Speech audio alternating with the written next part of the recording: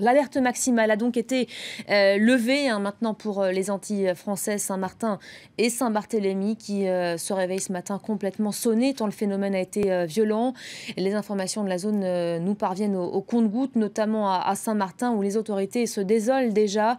Le président du conseil territorial évoque une catastrophe.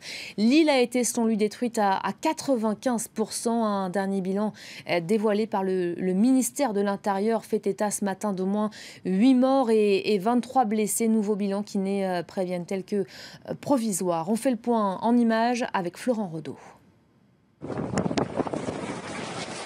D'habitude si fréquenté, le port de Saint-Martin est désormais totalement dévasté. Des coques de bateaux enchevêtrées à perte de vue. Un peu plus loin, une voiture emportée par la violence des rafales. Des vents soufflant à près de 300 km/h, les dégâts matériels sont d'ores et déjà considérables.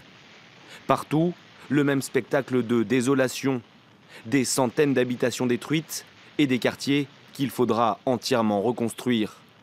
Voici notamment ce qu'il reste d'un bâtiment de la préfecture. Sur l'île, il n'y a plus d'eau, plus d'électricité. Seules les communications téléphoniques commencent seulement à être rétablies. À Saint-Barthélemy aussi, Irma a frappé fort, très fort. Impuissants face à une telle catastrophe, les habitants ne peuvent que constater les dégâts. Leurs rues sont désormais des torrents où flottent appareils électroménagers et débris en tout genre. Le niveau de l'eau atteint presque le premier étage des maisons. Ébranlé par des vents d'une violence rare, le clocher de cette église n'a pas résisté au passage de l'ouragan. Le port de Gustavia est lui aussi méconnaissable. Les bateaux se retrouvent désormais dans les rues, encastrés dans les façades des maisons.